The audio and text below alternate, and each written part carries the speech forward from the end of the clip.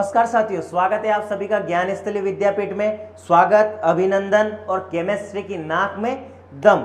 पिछले लेक्चर में आप लोगों ने रासायनिक सूत्र और रासायनिक समीकरण बनाना, रासायनिक समीकरणों को संतुलित करना, उम्मीद करता हूं वो लेक्चर आप लोगों को पसंद आया होगा और उस लेक्चर से आप लोगों ने प्रैक्टिस जरूर की होगी। ठीक है, अब आज हम ऑर्गेनिक केमिस्ट्री में हमारा पहला कदम रखने जा रहे हैं। ठीक है, और पहले कदम के साथ ही कुछ पंक्तियां जो आपके चेहरे पर मुस्कान लेकर आएगी। ठीक है, कि वक्त से पहले हमने चलना सीख लिया है, वक्त से पहले हमने चलना सीख लिया है। ये दौर क्या हमें थकाएगा, ये दौर क्या हमें थकाएगा। अगर वक्त ने हमारा साथ दिया तो ये दौर भी हमारी पीठ थपथपाएगा, ये दौर भी हमारी पीठ थपथपाएगा। ठीक है, तो आइए आज शुरुआत करते हैं एक केमिस्ट्री के एक टॉपिक हाइड्रोकार्बन की। बजाते हैं बैंड हम हाइड्रोकार्बन का।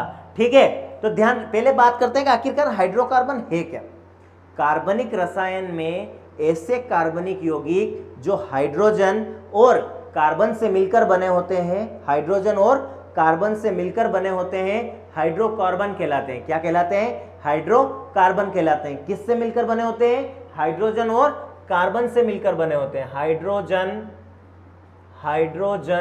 और कार्बन से मिलकर बने होते हैं, हाइड्रोकार्बन कहलाते हैं। क्या कहलाते हैं? हाइड्रोकार्बन। एक बार और सुनना कि कार्बनिक रसायन में, मतलब कार्बनिक ऑर्गेनिक केमिस्ट्री में ऐसे यौगिक या ऐसे कार्बनिक यौगिक जो हाइड्रोजन और कार्बन से मिलकर बने होते हैं, हाइड्रोकार्बन कहलाते हैं। ठीक है, आपने नाम सुने होंगे, methane, ethane, propane, methyl, ethyl, propyl. ठीक है, एथाइन, प्रोपाइन, ब्यूटाइन, नाम सुने होंगे। ये सब हाइड्रोकार्बन है। ठीक है, लेकिन ये हाइड्रोकार्बन बन कैसे रहे हैं, आखिरकार इनका नामकरण, इनके सूत्र कैसे बने हैं, सब कुछ आज एक ही लेक्चर में क्लियर। ठीक है, इस बात का ध्यान रखना, लेक्चर को पूरा देखें और अंत तक देखें। जब तक आप इसे पूरा नहीं देखेंगे ऑर्गेनिक केमिस्ट्री के आपके फंडे क्लियर नहीं होंगे। ठीक है, इस बात का ध्यान रखें आप। देखो, बात करते हैं कुछ शब्दावली की। किसकी बात करेंगे?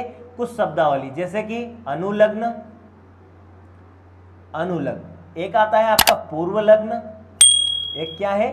पूर्व लग्न। और एक है आपका शब्द मूल। क्या है? शब्द मूल। अनुलग्न, पूर्व लग्न और शब्द मूल। ठीक है, अब देखो अनुलग्न, पूर्व लग्न क्या है? अनुलग्न, अनुलग्न का अर्थ होता है कि पीछे लगने वाले शब्द, दैट इज कोऑर्डिनेशन रूल लगाते हैं। अब आप पूछो कोऑर्डिनेशन रूल क्या है? चीजों को लिंक करना, एक दूसरी, आपने कहीं दूसरी जगह कोई चीज पढ़ी है, इस चीज को याद रखने के लिए आपने, इस अनुलग्न को याद करने के लिए आपने उस चीज को लिंक कर लिया। जैसे आपने हिंदी में प्रत्यय तो सबने पढ़े हैं ना, जिस प्रकार हिंदी में प्रत्यय होते हैं अर्थात पीछे लगने वाले शब्द, जैसे आपने 6th, 7th, 8th class, 5th class तक आपने प्रत्यय पढ़े होंगे और कहीं ना कहीं अभी भी पढ़ने को मिल रहे होंगे। ठीक है, जैसे कि वाला लगाकर, वाला प्रत्यय लगाकर 5 शब्द बनाइए। ठीक है ना, एक प्रत्यय लगाकर 5 शब्द बनाइए, तो आपने बनाया होगा दूध वाला, पानी वाला, सोना वाला, बाबू वाला। ठीक है ना, ऐसे ही आपने एक प्रत्यय लगा के बनाए होंगे, सामाजिक, है ना, वैज्ञानिक। ठीक है, इस प्रकार के ये क्या है? प्रत्यय थे। और यहाँ पर भी उसी प्रकार का एक शब्द है अनुलग्न। इसका भी यही काम है कि ये जो है ना शब्द मूल के साथ लगता है। किसके साथ लगता है? शब्द मूल के साथ पीछे लगता है। किसके साथ लगता है? शब्द मूल के साथ पीछे लगता है। पूर्व लग्न, अनुलग्न, समझ में आया? अनुलग्न, अनुलग्न की सीधी, आपने अनुसरण सुना कि मैं आपका अनुसरण करना चाहता हूं, मतलब क्या होता है? अनुसरण करना चाहता हूं मतलब वही कि मैं आपके पद चिन्हों पर चलना चाहता हूं, मैं आपके पीछे चलूंगा, मैं नहीं कि आप आगे चलिए मैं आपका अनुसरण करूंगा। इसका अर्थ क्या हुआ कि आप आगे चलिए मैं आपके पीछे चलूंगा। ठीक है, मतलब वही अनुलग्न, मतलब इसको हटाओ, अनुलग्न मतलब पीछे लगने वाला, पीछे लगने वाला शब्द। ठीक है, पीछे लगने वाला शब्द। ठीक है, और पूर्व लग्न मतलब इसे आप कह सकते हैं वही कोऑर्डिनेशन रूल। आप हिंदी से उपसर्ग शब्द को उठा के ले आओ। उपसर्ग शब्द मतलब कि जो शब्द के आगे लगते हैं, जैसे कि आपको आ जाए कि अ लगाकर, अ उपसर्ग लगाकर 2 शब्द बनाइए तो असमान, अभिन्न, आप ऐसे बनाते थे ना, वही उसी प्रकार से पूर्व लग्न। केमिस्ट्री में पूर्व लग्न, ये जो पूर्व लग्न है केमिस्ट्री का उपसर्ग है। क्या है? ये आगे लगने वाले शब्द होते हैं। क्या होते हैं?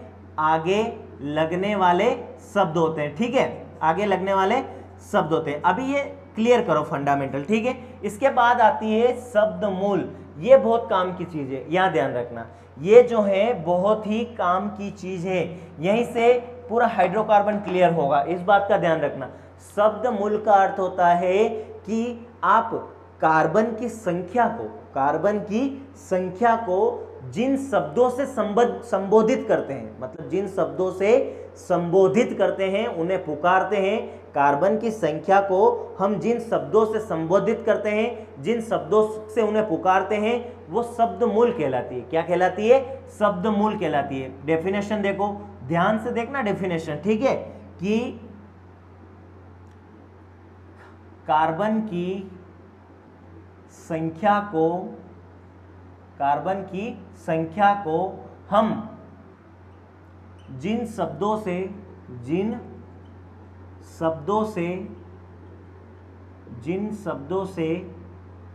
संबोधित करते हैं उन शब्दों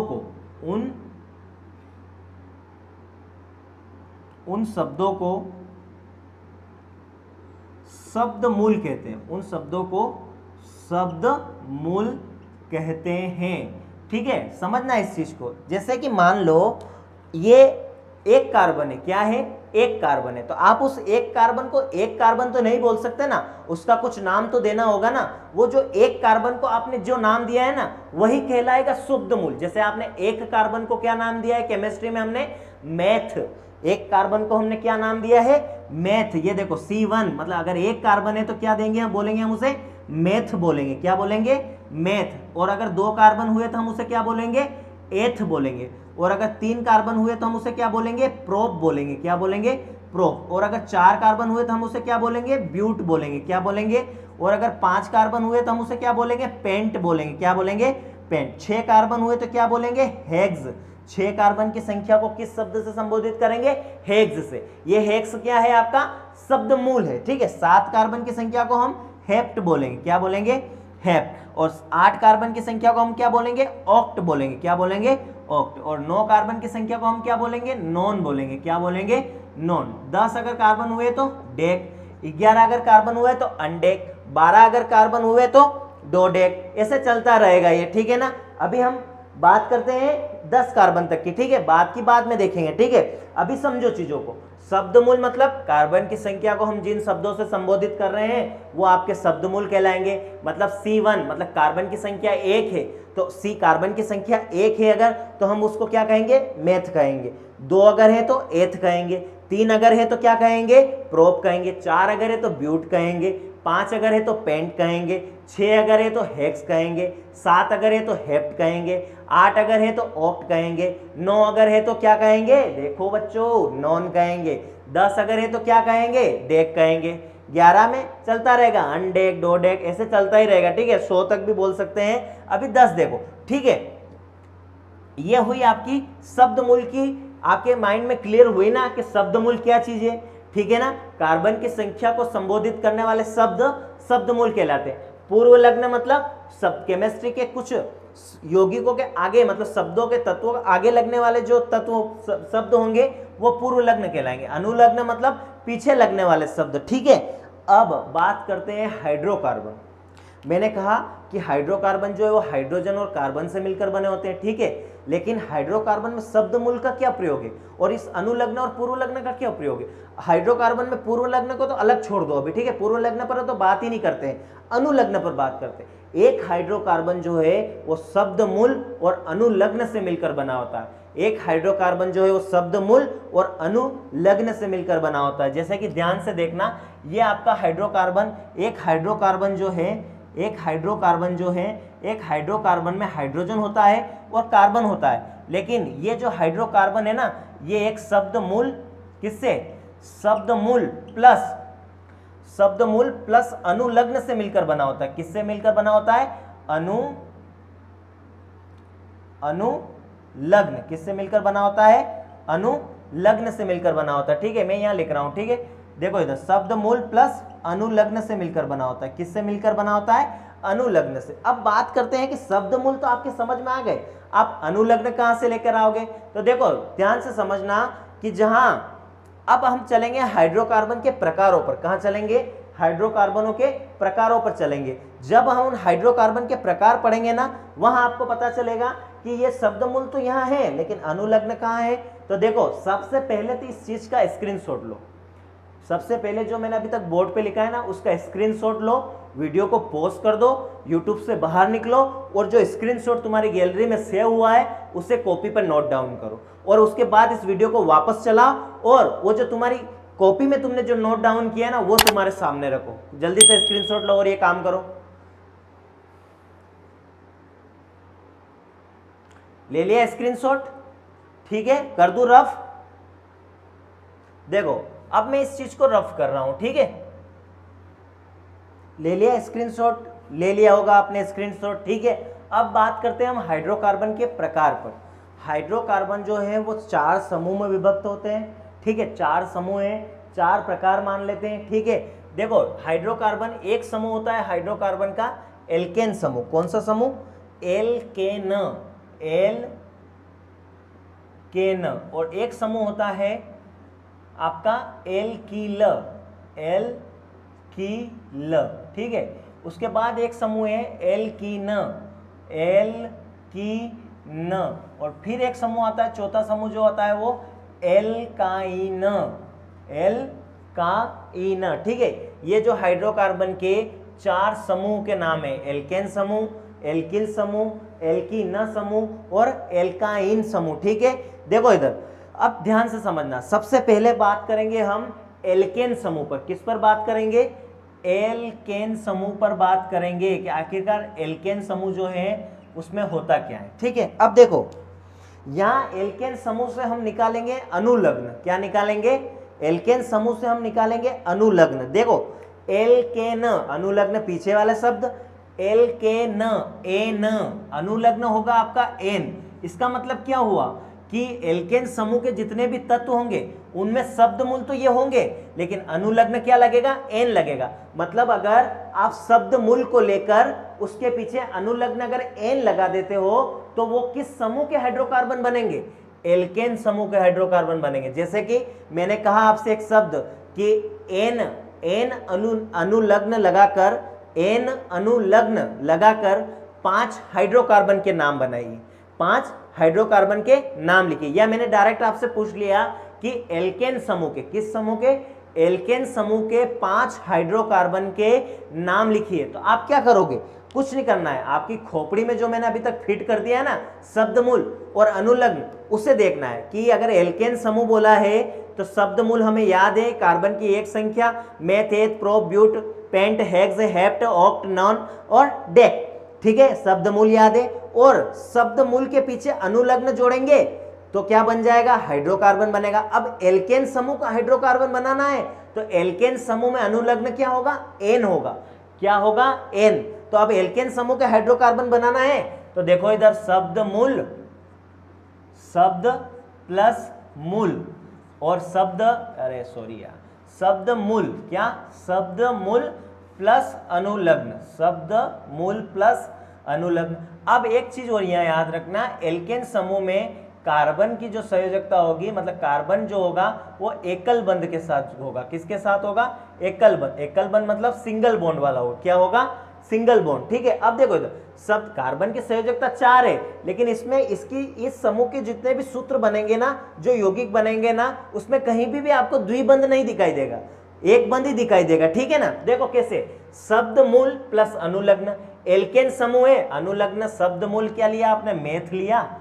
शब्दमूल आपने पहला, कार्बन की संख्या 1, मेथ, और अनुलग्न है आपका एन। तो देखो संधि विच्छेद पढ़ा है कि नहीं पढ़ा है? मेथ प्लस एन कर रहे हैं तो क्या हो जाएगा? मेथेन, संधि, ठीक है ना। वही हो रहा है, कुछ नहीं हो रहा। मेथ और एन जुड़ा, मेथेन बन गया। क्या बन गया? मेथेन। ये मेथेन क्या है? ये आपका एल्केन समूह का हाइड्रोकार्बन है। ऐसे कैसे क्या बनेगा? एथ प्लस एन, एथ प्लस एन, तो क्या हो गया? एथेन। क्या हो गया? एथेन। ये आपका पहला, ये आपका दूसरा। अब तीसरा क्या बनाओगे? प्रोप प्लस एन बराबर क्या? प्लस एन इक्वल क्या हो जाएगा? प्रोपेन। क्या हो जाएगा? प्रोपेन, ठीक है। ये ऐसे बनते जाएंगे। But plus n, butane, pent plus n pentane, hex plus n hexane, hept plus n heptane, oct plus n octane, non plus n nonane, dec plus n decane. आ रही बात समझ में नहीं आ रही है? ठीक है ना। अब बात करते हैं कि सर आपने ये तो सिखा दिया कि जो नाम है ना, नाम बनाना तो सिखा दिया। सर अगर हमें परीक्षा में सूत्र पूछ लिए तो बच्चों मैं हूं ना, ठीक है, आप मेरी आंख के तारे हो, आपको कैसे तकलीफ दे सकते हैं? तो देखो, हर एक समूह का अपना एक सामान्य सूत्र है। क्या है? सामान्य सूत्र है। हर एक हाइड्रोकार्बन के समूह का अपना एक सामान्य सूत्र है। जैसे एल्केन समूह का सामान्य सूत्र क्या है? एल्केन समूह का जो सामान्य सूत्र है ना, एल्केन समूह का सामान्य सूत्र जो है वो क्या है? CnH2n+2, ये इसका सामान्य सूत्र है। अब आप देखो, ये CnH2n+2 क्या है? सामान्य सूत्र है।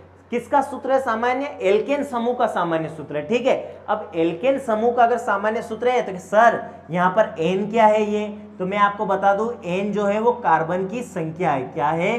कार्बन की संख्या। क्योंकि सारा हाइड्रोकार्बन जो टिका हुआ है शब्द मूल पर तो टिका हुआ है, कार्बन की संख्या ही तो है। ये meth, eth, prop, but, pent, hex, hept, oct, non, dec, ये सब क्या है? कार्बन की संख्या ही तो है।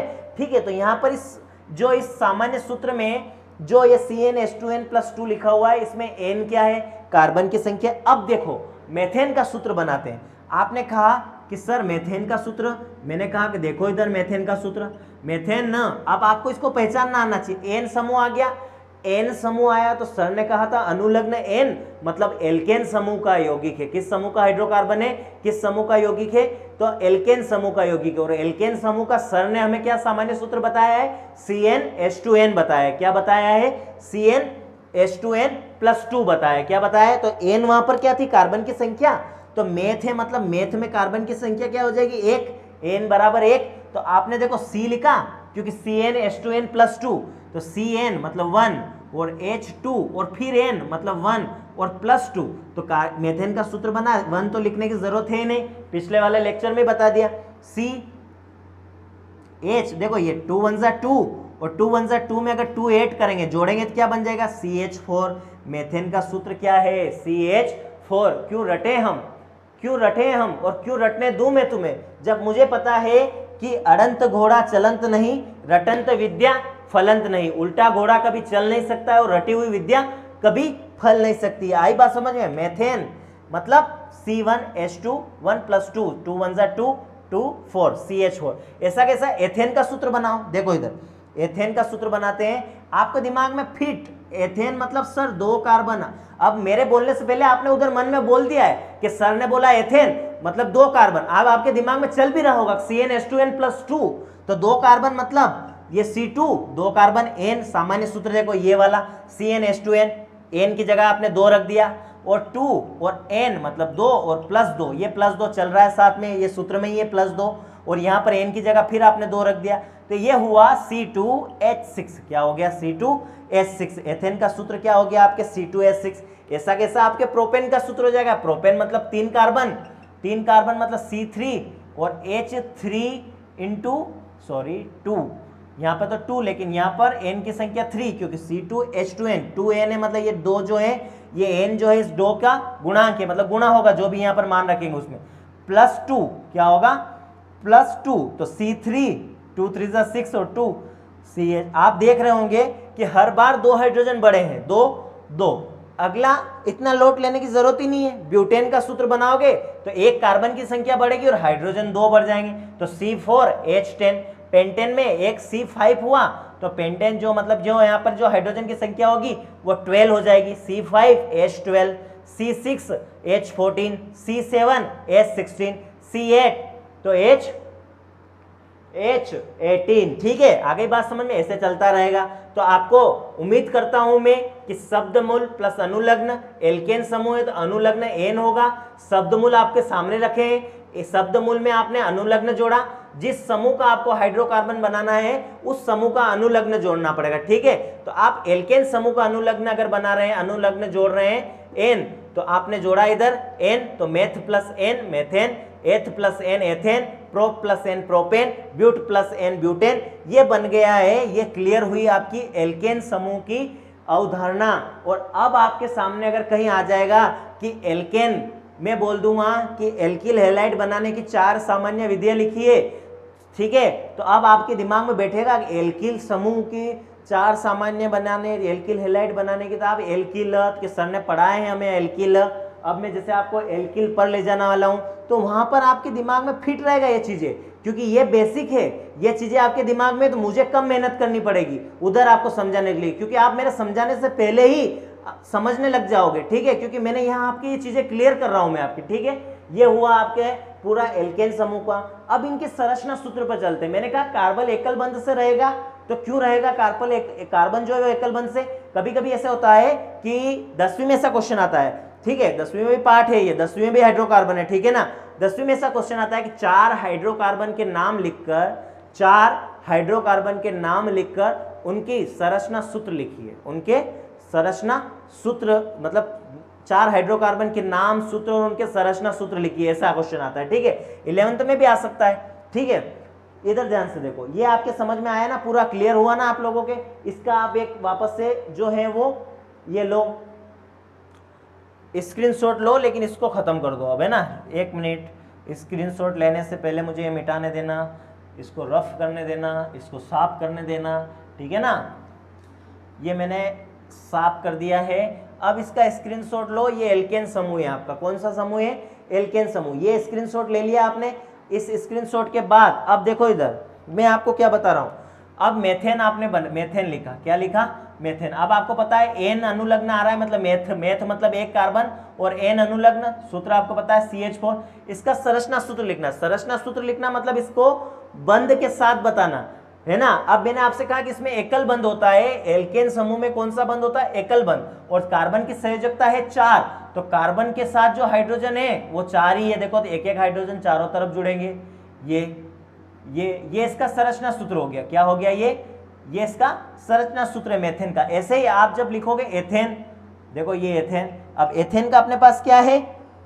C2H6, क्योंकि एथ मतलब 2 कार्बन, तो C2H6। अब देखो C, ये C, इन दोनों को जोड़ दिया आपने। अब यहाँ पर एक H, यहाँ पर एक H फेंका, यहाँ पर भी एक H फेंका, यहाँ पर एक H फेंका, यहाँ पर एक H फेंका और यहाँ पर H फेंका। 1 2 3 4 5 और 6 H हो गए। देखो कार्बन की संयोजकता गिन लो, 4 हो रही कि नहीं हो रही? देखो ये 1, ये 2, ये 3 और ये 4। इसकी देखो, ये अगर ये इसके साथ है तो इसके भी तो साथ है, 1 2 3 और 4। ये आपकी एथेन की संयोजकता।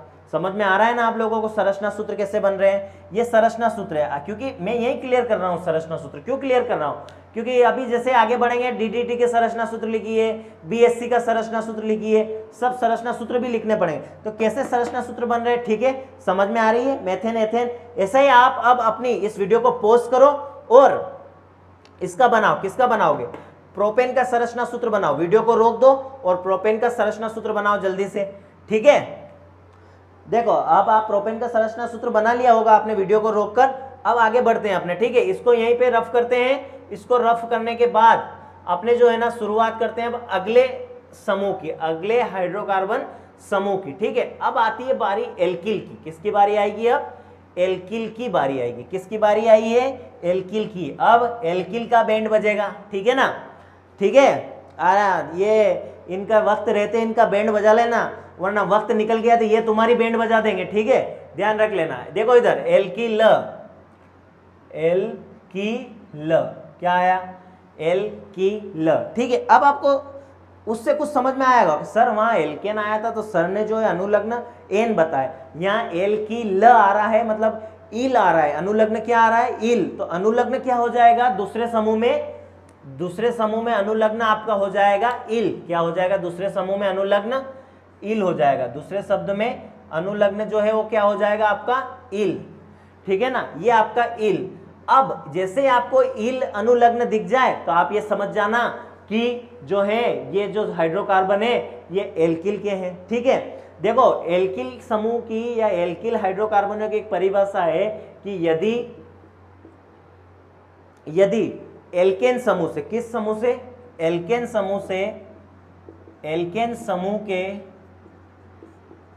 समूह के हाइड्रोकार्बन में से, एल्केन समूह के हाइड्रोकार्बन में से एक हाइड्रोजन कम कर दिया जाए, एक हाइड्रोजन, ये सिंपल सी डेफिनेशन आपने समझने लायक, एक हाइड्रोजन कम कर दिया जाए, एक हाइड्रोजन कम कर दिया जाए तो वो एल्किल समूह कहलाता है। क्या कहलाता है? एल्किल समूह,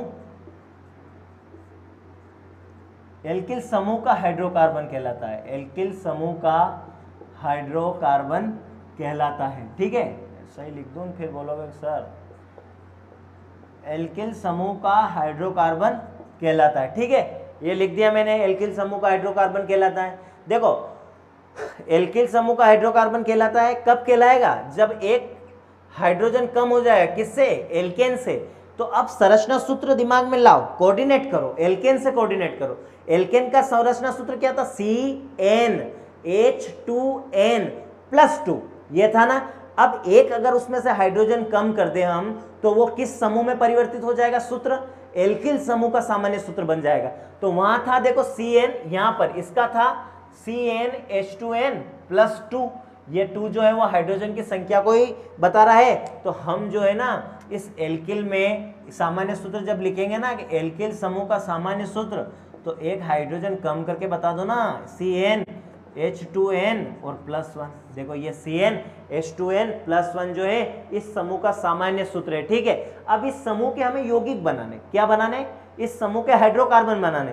तो पता है हमें कि हाइड्रोकार्बन कैसे बन रहे हैं? शब्द मूल और अनुलग्न जुड़ रहा है। क्या जुड़ रहा है? शब्द मूल और अनुलग्न। तो एल्किल समूह का बनाना है तो शब्द मूल लो और एल्किल समूह का जो अनुलग्न है उसे जोड़ दो, तो एल्किल समूह के हाइड्रोकार्बन बन जाएंगे।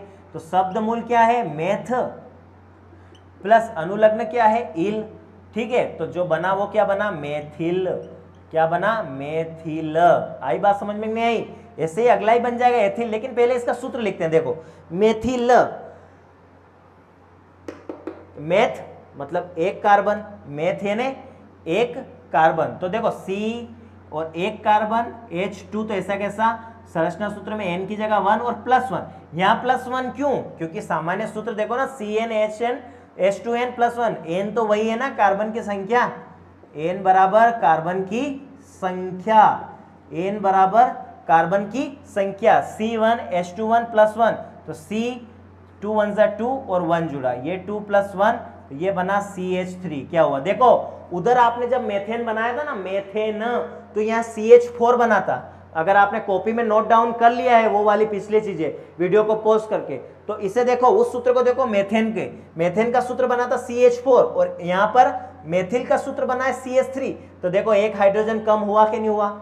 एक हाइड्रोजन कम हुआ कि नहीं हुआ? एक हाइड्रोजन अगर कम हो गया है तो वो कौन सा समूह बन गया है? एल्किल समूह बन गया है। ठीक है ना? ऐसा कैसा? देखो, मैथ पे बात करते हैं, एथ पर, एथ प्लस इल है ना, तो एथिल, एथिल, संधि विच्छेद जोड़ दो, ई जो है वो एथिल।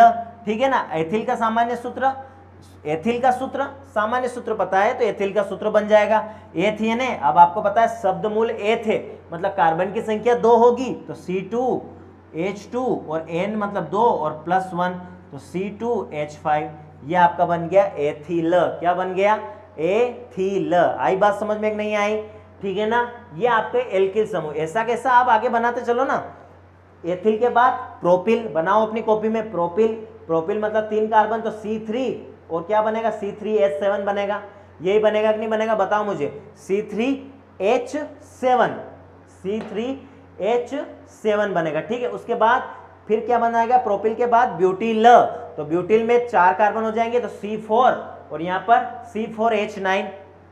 अरे जो सूत्र वहां बनाए थे ना एल्केन में, उन सब सूत्रों में एक एक हाइड्रोजन की संख्या कम कर दो। वहां सब जगह अगर एक एक हाइड्रोजन की संख्या कम हो जाती है ना, तो वो सारे के सारे जो यौगिक है वो किस समूह में चले जाएंगे? एल्किल समूह में चले जाएंगे। किस समूह में चले जाएंगे? एल्किल। आ रही बात समझ में? नहीं आ रही है? ठीक है, ये आपका एल्किल समूह भी क्लियर हुआ कि नहीं हुआ? वीडियो को पॉज करना, या तो स्क्रीनशॉट लेना, या इस चीज को आपकी कॉपी में नोट डाउन कर लेना। ठीक है ना? जल्दी से करो।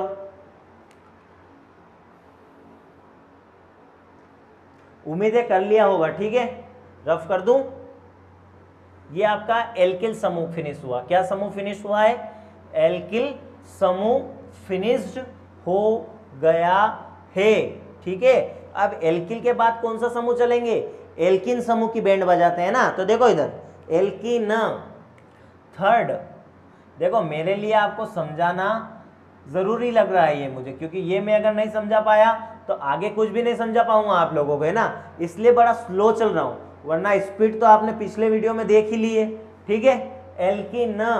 ठीक है, अब एल्किन की बात करें तो आप अब समझने लगे होंगे कि सर मैं आपको बताऊं कि इसमें अनुलग्न क्या होगा। मैं कहूँगा बताओ, आप फट से जवाब दे दोगे कि सर इसमें अनुलग्न जो है वो इन होगा। अनुलग्न क्या होगा? इन होगा। ठीक है, अब आप मुझे ये भी जवाब दे दोगे कि सर हम इस समूह के 4 हाइड्रोकार्बनों के नाम बताएं। तो मैंने कहा बताओ। तो कि सर हाइड्रोकार्बन का नाम बनाने के लिए हम शब्द मूल के साथ अनुलग्न जोड़ते हैं। तो कि सर हम पहला शब्द मूल लेंगे मेथ, और मेथ के साथ क्या जोड़ देंगे? इन जोड़ देंगे। मेथ के साथ क्या जोड़ेंगे? इन। तो मेथ प्लस इन तो क्या बना? मेथिन। क्या बना है? मेथिन। और एथ के साथ आपने इन जोड़ा तो क्या बना? एथीन। क्या बना है? एथीन। और जब ए मेथ एथ, अब क्या प्रोप, तो प्रोप के साथ जब आपने इन जोड़ा तो क्या बना? प्रोपीन। क्या बना? प्रोपीन। ठीक है, अब देखो एक एल्किन की एक बात, एल्किन समूह का एक महत्वपूर्ण बिंदु है कि ये द्विबंध होते हैं। क्या होते हैं? ये द्विबंध होते हैं। मतलब इनके साथ इनके जब हम संरचना सूत्र अगर बनाते हैं तो डबल बॉन्ड आता है। क्या आता है? Double bond. ठीक है, अब देखो सूत्र बनाना सीखेंगे, उसके लिए हमें सामान्य सूत्र चाहिएगा। सामान्य सूत्र चाहिएगा तो हम सामान्य सूत्र की अगर बात करें तो सामान्य सूत्र क्या होगा?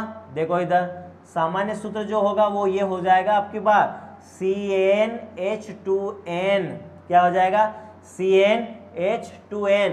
जो ऊपर अभी तक +2 और +1 जुड़ रहा था ना, वो भी अब गायब हो जाएगा। मतलब ये CnH2n जो है वो एल्किन समूह का सामान्य सूत्र है। अब आपको पता है मेथ मतलब एक कार्बन, ये आपने 1 फेंका, ये 2 और यहाँ पर फिर 1 फेंका, क्योंकि CnH2n तो Cn की जगह 1 क्योंकि एक कार्बन है, और 2n तो n की जगह फिर 1 क्योंकि एक कार्बन है। सूत्र क्या बन जाएगा? 2 एकम 2 और ये एक गायब, तो CH2 क्या बनेगा? CH2। ठीक है ना, क्या बन जाएगा? CH2। ठीक है, अब CH2 में देखो इधर ये C। ठीक है, अब C जो है वो इस का संरचना सूत्र यही रहना है, क्योंकि 4 संयोजकता चाहिए तो हाइड्रोजन जो है वो 2-2 बॉन्ड के साथ जुड़ेंगे। ठीक है, अब बात करते हैं अपने एथीन। तो एथीन पे देखो C और एथीन मतलब 2 कार्बन, तो C2 और C2H4। C2H4 क्योंकि 2 n की जगह मान रखेंगे, 2 दूनी 4 और C2H4 ये आपका हो गया एथीन। ठीक है, C2H4 ये देखो C डबल बॉन्ड C। ठीक है, C double bond C double bond C ये जुड़ा डबल बॉन्ड से। ठीक है, क्योंकि द्विबंध चाहिए हमें, एक H और ये एक H। देखो इसके साथ गिनोगे आप 2, ये 3 हो जाएगा, 2। ठीक है, 2 संयोजकता मतलब 2 बॉन्ड, ये तीसरा बॉन्ड और ये चौथा बॉन्ड। इधर से भी गिनोगे ये 2 बॉन्ड, तीसरा बॉन्ड और ये चौथा बॉन्ड। ठीक है, कुछ समझ में आ रही है ना चीजें? प्रोप प्लस इन प्रोपिन बना। प्रोपिन का सामान्य सूत्र मतलब 3 कार्बन और H2 × 3 मतलब C3H6। ऐसे अब आगे बनाओ आप लोग। प्रोपिन बना लिया मैंने, ब्यूटीन बनाओ आप, पेंटीन बनाओ आप, हेक्सिन बनाओ, हेप्टेन बनाओ, ऑक्टेन बनाओ। ठीक है, नॉनिन बनाओ और डेकिन बनाओ। ठीक है, बनाओ जल्दी से। ठीक है, ये आपका सामान्य सूत्र, संरचना सूत्र एल्किन समूह का। अब एल्किन के बाद हम प्रवेश करेंगे एल्काइन में। अगर इसका स्क्रीनशॉट इसका भी लेना है तो लो, मुझे लग रहा है कि अब समझ में आ चुका होगा आप लोगों को। ठीक है ना, अब एल्काइन में आप बताओ, मुझे पहले से कमेंट करो चलो जल्दी से कि एल्काइन में कौन सा अनुलग्न लगेगा, बताओ जल्दी से। तो कौन सा अनुलग्न लगेगा? आइन अनुलग्न लगेगा। ठीक है ना, कौन सा अनुलग्न लगेगा? आइन अनुलग्न लगेगा। इसका स्क्रीनशॉट ले लो अगर लेना हो तो। ठीक है, अब मैं इसको रफ कर रहा हूं, है ना।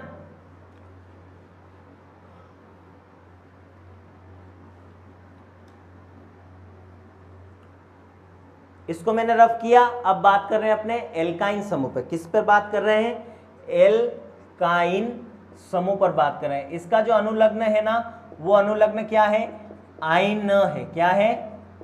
आइन है। ठीक है, आइन अनुलग्न है, एल्काइन अनुलग्न और आइन अनुलग्न है। ठीक है, अब बात करें हम कि सर एल्काइन का, तो आप बोलोगे कि सर मैंने कहा कि देखो बेटा मेथ शब्दमूल हो गया, ये आइन हो गया, लेकिन मेथाइन इस समूह में जो है ना, मेथाइन हाइड्रोकार्बन होता ही नहीं है। क्यों नहीं होता है? देखो इधर मेथाइन हाइड्रोकार्बन क्यों नहीं होता है, मैं अभी आपको बता रहा हूं, है ना। इस एल्काइन समूह का जो सामान्य सूत्र है ना, एल्काइन समूह का सामान्य सूत्र, एल्काइन समूह का जो सामान्य सूत्र है वो है CnH2n-2 है। क्या है?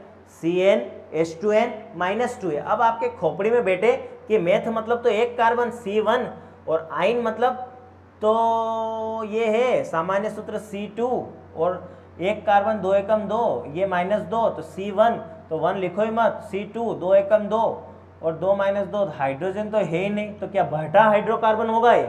हाइड्रोजन तो है ही नहीं, इसलिए मेथाइन कहीं भी हमें सुनने को ही नहीं मिलता है। ठीक है, केमिस्ट्री में डायरेक्ट बात होती है एथाइन से। कहां से बात होती है?